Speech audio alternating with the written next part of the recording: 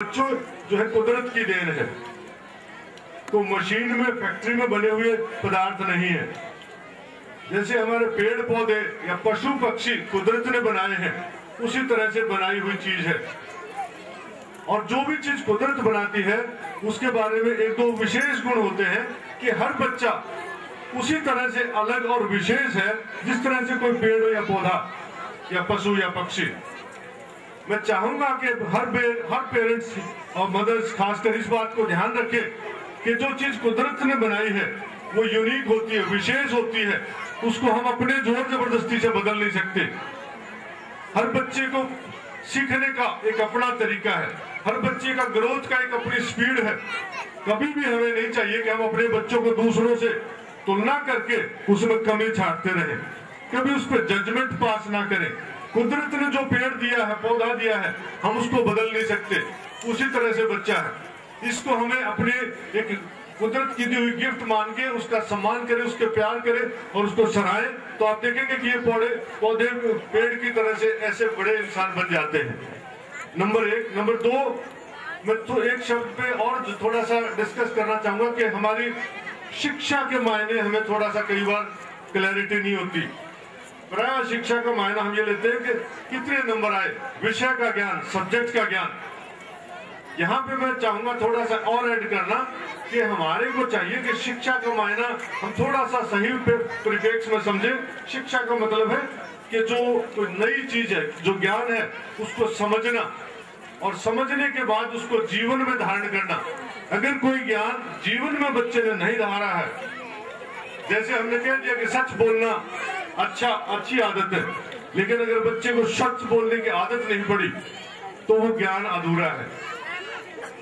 Discipline शब्द का ज्ञान हो जाना एक अलग बात है, जीवन में नहीं धारा तो वो पूरा ज्ञान नहीं है। तो मैं चाहूंगा सभी अध्यापकों से भी और पेरेंट्स से भी ये कहना कि हमें ये देखना चाहिए जो भी चीज उनको समझाई जा रही है, क्या वो उसको प्रैक्टिस के द्वारा जीवन में धारण कर पा रहा है कि नहीं। अगर वो नहीं कर रहा है तो हमारा शिक्षा कहीं न कहीं अधूरा है। तीसरा पॉइंट जो है, शिक्षा बच्चा लेता कैसे है। कई बार हम देना तो चाहते हैं एक चीज, लेकिन देने का तरीका गलत हो जाता है और वो जो प्रयास है उसका आउटपुट कहीं और ही पहुंच जाता है। चाहते कुछ और है लेकिन बन जाता कुछ और है। शिक्षा लेने का जो प्रोसेस है, अगर वो हमारे अध्यापक को और पेरेंट्स को सभी को पता है कि बच्चा सीखता कैसे है, तो उस प्रोसेस के ऊपर ध्यान देने की जरूरत है, उस तरीके पे ध्यान देने की जरूरत है। आप भी, मैं भी, सारी दुनिया में जो इंसान है वो ही एक चीज ऐसी बनाई है कुदरत ने जो नई नई चीजें रोज सीखता है। बाकी पेड़ पौधे पशु पक्षी नहीं सीखते।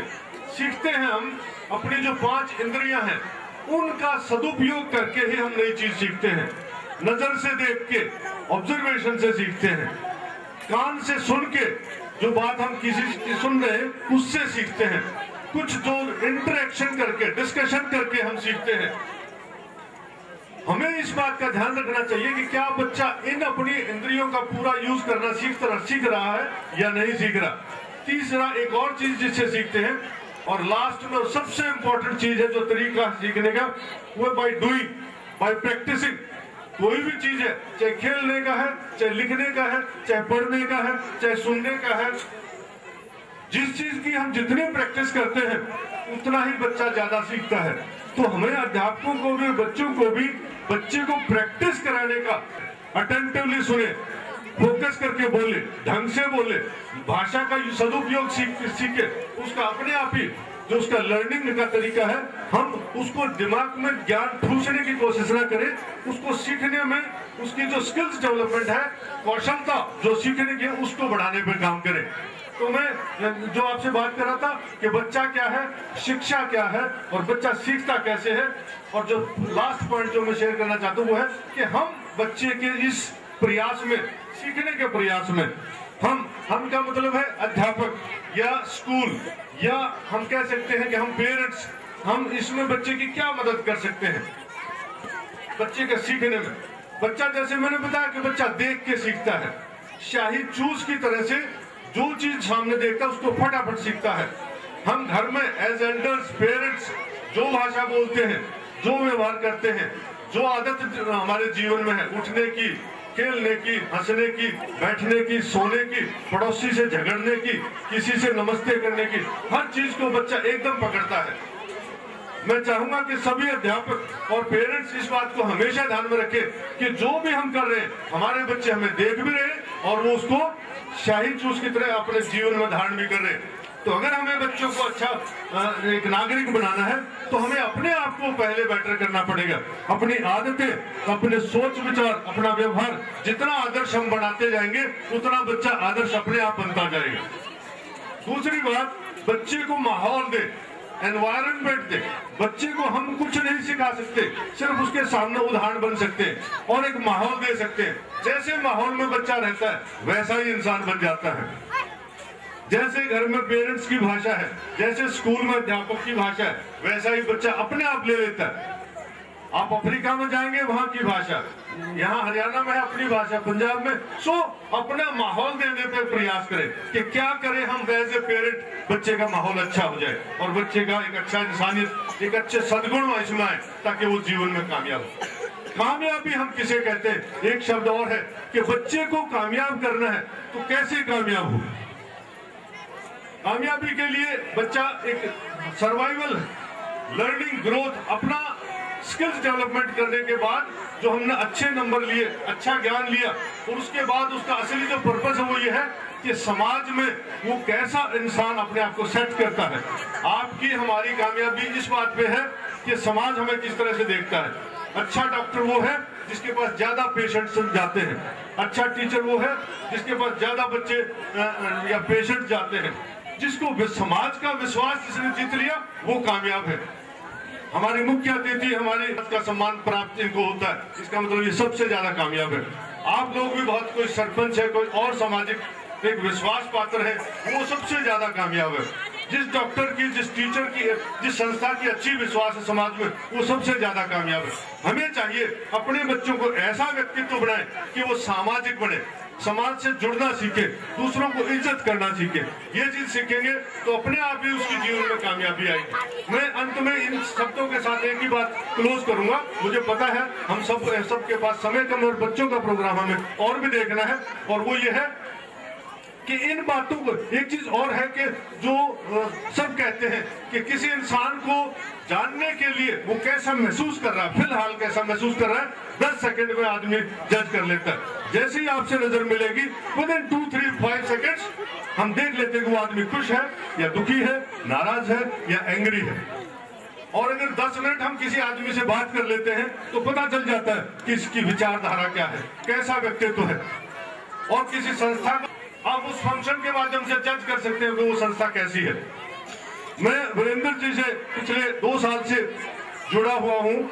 मैंने पहली बार इनको देखा, 10 सेकंड में मुझे पता लगा कि बहुत सच्चे नेक नीयत के इंसान हैं। इनके गेट पे हमें पहली बार आने का मौका मिला। गेट पे आते ही पता चलता है कि अध्यापक कितने खुश हैं, बच्चे कितने चेयरफुल हैं, हर बच्चा बोलता देख पा रहे हैं। बिल्डिंग को मैं देख पाता हूँ, आप भी देख रहे हैं। जिस संस्था का अध्यापक संस्था के लिए खुश है, सम्मानित है। अभी एक अध्यापक अपने शब्द व्यक्त कर रहे थे, वो उनको सुन के इतना अच्छा लग रहा था कि वो कितना गौरवान्वित है अपनी संस्था के बारे में। बच्चे कितने, मैं पेरेंट्स को देख रहा था कितने चाव से, जैसे हम अपने उसमें, हमारे स्कूल में नहीं इतना हमें सौभाग्य मिलता। पेरेंट्स इतने चाव से हमारे पास शायद नहीं आते। अपना सारा काम छोड़ के जो आप आए हुए, ये मिस्टर वीरेंद्र की द्रोणाचार्य संस्था की कामयाबी की निशानी। कोई भी आदमी जाएगा इस स्कूल को जान के थोड़ी देर में जज कर सकता है। इस प्रोग्राम को मैं देख रहा हूँ किस तरह से इन्होंने मैनेज किया है, ऑर्गेनाइज किया है, आइटम्स का, बच्चों का, यहाँ का, एवरीथिंग टेल्स के इनके अध्यापक कितने सक्षम हैं, इनके बच्चे कितने सक्षम हैं। इन टैलेंट्स को निकालने की जो स्कूल की ये स्किल है, कामयाबी है, मैं उसके लिए सचमुच में वीरेंद्र जी और इनके साथी लोग इन सबको बधाई देता हूँ। धन्यवाद, मुझे जो समय दिया, जो सम्मान दिया। Thank you. बारीपुर ने 1100 रुपए बच्चों के सांस्कृतिक प्रोग्राम के लिए दिए हैं। हम अशोक सर जी का इसके लिए धन्यवाद करते हैं। The future of this nation. In every field, girls are one step ahead than boys. Our today's theme is dedicated to each and every girl of our society. That is, Beti Hamari Lado. All the programs are arranged from this point of view. We have chains of different programs which will show stages of girls' life. I would like to request, please try to realize these themes which we wish to convey to all of you. It's better to say that सो गई है speed पर्वत की पिघलनी चाहिए, इस हिमालय से पहले कोई गंगा निकलनी चाहिए। यूँ तो हंगामा खड़ा करना मेरा मकसद नहीं, मेरी कोशिश है कि ये सूरत बदलनी चाहिए। अभी कुछ ही पलों में आपके सामने प्रस्तुत है बेटी मारी लाडो, जिसमें एक नन्ही बालिका के बचपन की अटखेलियों से लेकर जीवन के कारुणिक पहलुओं से गुजरती हुई बालिका किस तरह अपने जीवन के अंतिम पड़ाव तक पहुंचती है। लहरें सागर के बगैर बेमानी है, उसी तरह ख्वाब के बगैर जिंदगी आधी है, अधूरी है। जिंदगी ख्वाबों का एक सिलसिला है, कभी ये ख्वाब कभी वो ख्वाब, और जब एक ख्वाब पूरा हो जाए तो दूसरे ख्वाब की ख्वाहिश।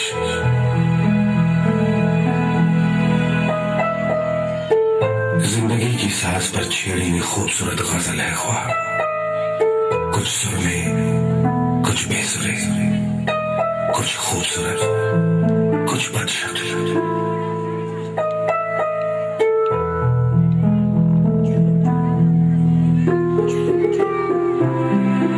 कुछ ख्वाब ऐसे भी हैं जो इंसान इसलिए देखता है क्योंकि वो जानता है वो कभी सच नहीं होंगे, शायद इसलिए उसे ख्वाब कहते हैं। जो पूरा हो गया वो ख्वाब कैसा।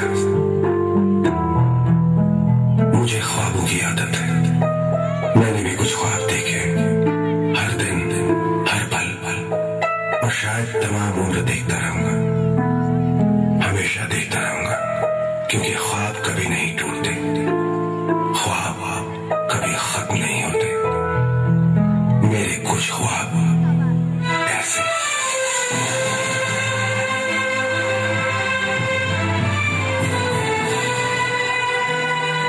आइए हम सब मिलकर एक लड़की के ख्वाब को देखते हैं जो आप और हम मिलकर देख रहे हैं। क्या ये ख्वाब हकीकत है? तो इस हकीकत से आज हम मिलते हैं, रूबरू होते हैं। इस हकीकत की कहानी को सजे हुए एक परिवार अपने सपनों को। क्या बात है, इन दिनों कुछ ज्यादा ही खोई सी रहती हो, कहो ना क्या सोच रही हो? कुछ मुझ पे हो जाएगा, कुछ मुझ पे हो जाएगा, कुछ तुम पे हो जाएगा। हम दोनों के रंग रूबरी इस दुनिया में वो आएगा। एक ये भी ख्वाब है, तो ये बात है।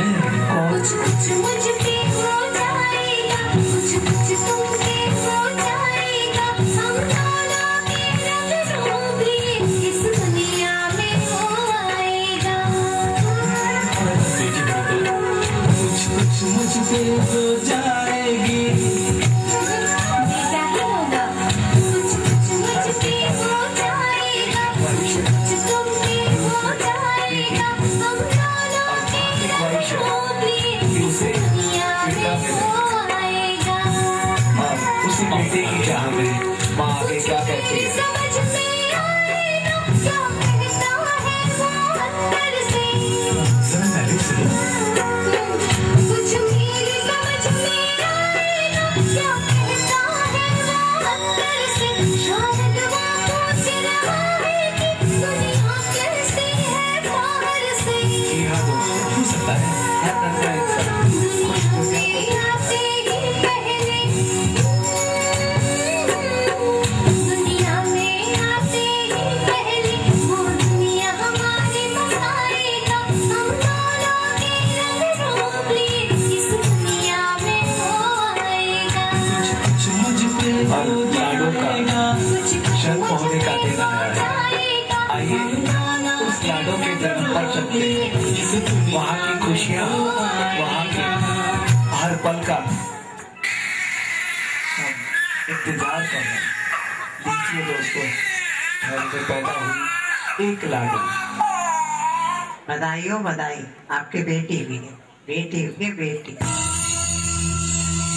आइए, क्या आप और हम उस बेटी के नन्हे से कुआं पूजन पर चलते हैं, जो आजकल एक परंपरा है, होना भी चाहिए दोस्तों। क्या ये हम सिर्फ लड़कों के लिए है?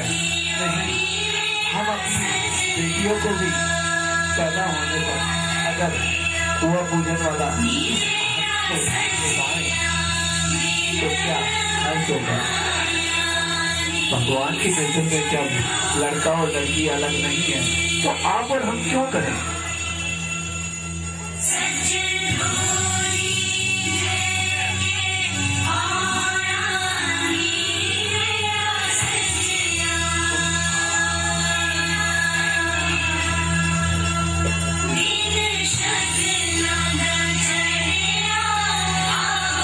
और खुशी का माहौल है। इस खुशी के माहौल में तालियां तो बनती है दोस्तों।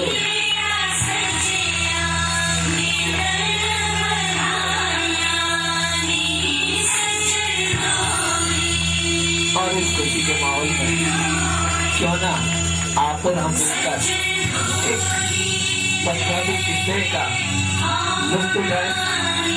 इसी पंजाबी किस्से को लेकर आए हैं हमारी स्कूल की छात्राएं बेटी के कुआं पूजन पर।